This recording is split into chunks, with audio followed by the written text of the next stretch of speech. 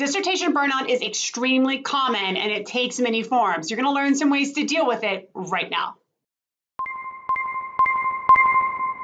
Hey everybody, I'm Leigh from teachingacademia.com, and I'm all about giving you the tools you need to navigate academia and to make your best impact. So today we're talking about dissertation burnout because guess what? It's common. We all go through it. It just might look a little different for you than it did for me, than it does for the next person, all right? But you can deal with it. You can manage it, all right? Today, what I've got for you is 3 questions that different people have submitted that are all about managing dissertation burnout and to varying degrees, okay? I'm going to share those questions with you and we're going to talk about them. So let's get started. All right, so first question. What do I do if after defending successfully, formatting successfully, and graduating successfully, I'm just freaking tired of my dissertation? Oh my goodness, guess what? We all are, right? We all are. I don't know anybody that goes through all of that, particularly the formatting, which about killed me, by the way, and isn't exhausted and over it, okay? So my number 1 suggestion here is take a break. Take 3 to 4 months off, okay? And I talked about this in a previous video. This is exactly, I mean, you're going to be burned out. You're going to be tired of it. And really, even if you didn't take a break, even if you said, no, I'm going to press on through, I'm going to start making articles or a book out of this, you're probably not going to do your best work because you need to step away from it. You've been too entrenched in it. So back up, take a break. The key to taking a break is to have a clear deadline in place. So if you just want to take a month off, that's fine. But then know, hey, June 1st rolls around, I'm getting started with my, articles, with my book, with whatever, right? Take a break, step back. I promise if you take anywhere from 1 to 4 months off, you're going to come back feeling really refreshed and focused and ready to dive back into that. All right, so let's take a look at question number 2. My committee's edits at some point started to be about what they wanted, expected, and I was too tired to argue. I just made the changes.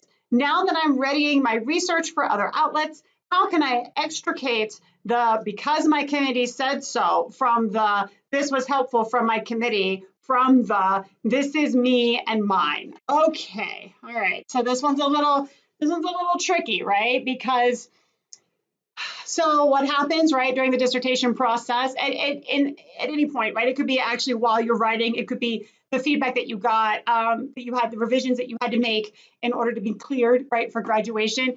You might not always agree with them, but you did them because you just wanted to get done. But you don't necessarily like them, okay? And you look at your piece and you don't like how it is. Your committee likes it, but you don't, okay?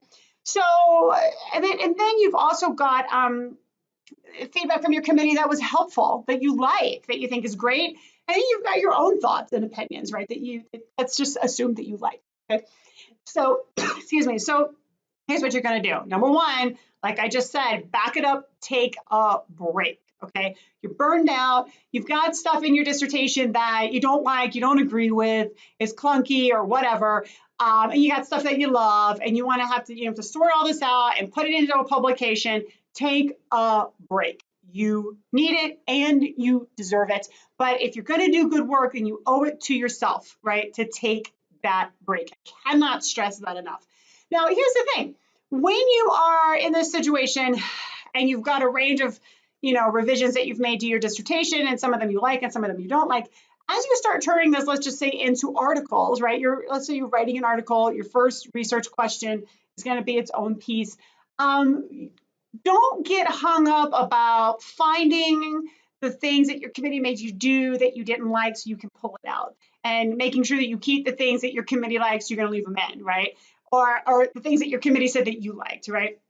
Or the things that you just personally like, right? Don't get hung up on that. How do I sort out what I don't like from what I do like? Focus on the piece. Where is this article going? Okay, start pulling from your dissertation the key areas, chapters, segments, whatever, that are going to be a part of this article, all right? Now, once you do that, once you've figured out what section of your dissertation is going to fit your article, it's going to read kind of clunky, okay? Because a traditional dissertation, does not read like an article, so you're going to have to rewrite it.